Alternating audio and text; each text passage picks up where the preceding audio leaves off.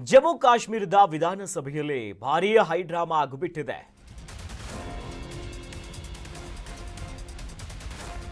ಜಮ್ಮು ಕಾಶ್ಮೀರದ ವಿಧಾನಸಭೆಯಲ್ಲಿ ಒಂದು ಹೈಡ್ರಾಮಾ ನಡೆದಿದೆ.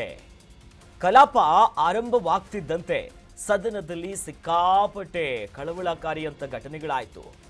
ನ್ಯಾಷನಲ್ ಕಾನ್ಫರೆನ್ಸ್ ಇನ್ನು ಪಿಡಿಪಿ ಶಾಸಕರಿಂದ ಒಂದಷ್ಟು ಅಸಮಾಧಾನ ಧರಣಿಯ ಕೆಲಸಗಳು ಕೂಡ ಆಯಿತು. ಇದು ಜಮ್ಮು ಕಾಶ್ಮೀರದ ವಿಧಾನಸಭೆಯ ದೃಶ್ಯಾವಳಿಗಳು. ಇವತ್ತು ಕಲಾಪ ಆರಂಭ ಆಗ್ತಿದ್ದಂತೆ ಒಂದು ಹೈ ಡ್ರಾಮಾಗೆ ಸದನ ಸಾಕ್ಷಿಯಾಗುತ್ತೆ. ಅಲ್ಲಿನ ಸ್ಥಳೀಯ ನ್ಯಾಷನಲ್ ಕಾನ್ಫರೆನ್ಸ್ ಮತ್ತು ಈ ಪಿಡಿಪಿ ಶಾಸಕರಿಂದ ಧರಣಿ ಕೂತ್ಕೊಳ್ಳುವಂತ ಕೆಲಸ ಆಯಿತು. ದೃಶ್ಯದಲ್ಲಿ ನೋಡಬಹುದು ನಾವು, ಕೈಯಲ್ಲಿ ಇರಾನಿನ ಸರ್ವೋಚ್ಚ ಧಾರ್ಮಿಕ ನಾಯಕನಾಗಿದ್ದಂಥ ಖಮೇನಿಯ ಫೋಟೋವನ್ನ ಹಿಡಿದು ಪ್ರತಿಭಟನೆ ಮಾಡ್ತಾರೆ. ಇರಾನಿನ ಸುಪ್ರೀಂ ಲೀಡರ್ ಆಗಿದ್ದಂಥ ಖಮೇನಿ ಏನಿದ್ದ ಆತ ಹತ್ಯೆಯಾದ. ಈಗ ಅಮೆರಿಕ ದಾಳಿಯನ್ನ ಹತ್ಯೆಯಾಗಿದ್ದಂಥ ಈ ಖಮೇನಿ ಏನಿದ್ದಾರೆ ಅವ್ರ ಫೋಟೋಗಳನ್ನ ಹಿಡ್ಕೊಂಡು ಜಮ್ಮು ಕಾಶ್ಮೀರದ ಸದನದ ಬಾವಿಗೆ ನುಗ್ಗಿ ಜನರಿಂದ ಓಟು ಪಡೆದು ಅಲ್ಲಿಗೆ ಬಂದಿರುವಂತ ಶಾಸಕರು ಘೋಷಣೆಯನ್ನ ಕೂಗ್ತಾ ಇಸ್ರೇಲ್ ಮತ್ತು ಅಮೆರಿಕ ವಿರುದ್ಧ ಘೋಷಣೆಗಳನ್ನ ಕೂಗಿ ಆಕ್ರೋಶವನ್ನ ಹೊರಗಾಕಿದ್ರು. ನಮ್ಮ ಸರ್ವೋಚ್ಚ ನಾಯಕ, ಧಾರ್ಮಿಕ ನಾಯಕನಾಗಿದ್ದಂತಹ ಖಮೇನಿಯನ್ನ ಹತ್ಯೆ ಮಾಡಿದ್ದಾರೆ. ಇದು ಇಸ್ರೇಲ್ ಮತ್ತು ಅಮೆರಿಕದ ದಾಳಿಯಿಂದ ಹೀಗಾಗಿದೆ, ನಾವಿದನ್ನು ಒಪ್ಪೋದಿಲ್ಲ ಅನ್ನೋದಾಗಿ ಅಲ್ಲೂ ಕೂಡ ಪ್ರತಿಭಟನೆ ಕೂಡ ಮಾಡಿದ್ದಾರೆ. ನೋಡಿ, ನಿಜಕ್ಕೂ ಸದನದಲ್ಲಿ ಚರ್ಚೆ ಆಗಬೇಕಾಗಿರುವಂಥ ವಿಚಾರ ಜಮ್ಮು ಕಾಶ್ಮೀರದ ಅಭಿವೃದ್ಧಿ, ಅಲ್ಲಿನ ಸಮಗ್ರ ಅಭಿವೃದ್ಧಿ ಬಗ್ಗೆ ಚರ್ಚೆ ಆಗಬೇಕು. ಆದರೆ ಒಂದಿಷ್ಟು ಧಾರ್ಮಿಕ ಭಾವನೆ ಅಥವಾ ನಂಬ್ಕೊಂಡಿದ್ದೀವಿ ಅಂತಂದ್ರೆ ಬೇರೆ ರೀತಿಯಾಗಿ ಪ್ರತಿಭಟಿಸಬಹುದು.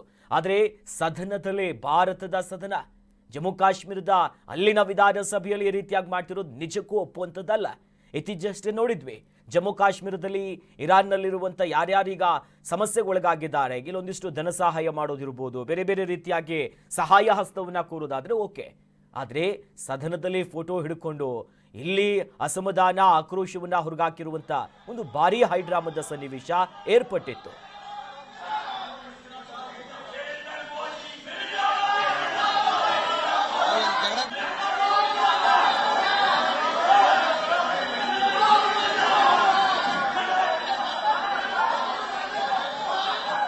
पहले तो हम ईरान के साथ सॉलिडारिटी में खड़े हैं, पूरी नेशनल कॉन्फ्रेंस खड़ी है, पूरी जे&के गवर्नमेंट खड़ी है. जिस तरह उमर अब्दुल्ला साहब ने पिछली बार सिविल सोसाइटी में आयतुल्लाह सैयद अली खामेनी साहब के कत्ल को कंडेम किया, उसी तरह आज हम यहाँ सब लोग खड़े हैं, पूरी नेशनल कॉन्फ्रेंस खड़ी है.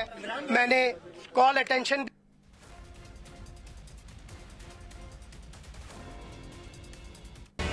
ಕರ್ನಾಟಕ ನ್ಯೂಸ್ ಬೀಟ್ ಫಾಲೋ ಮಾಡಿ, ಸಬ್ಸ್ಕ್ರೈಬ್ ಮಾಡಿ.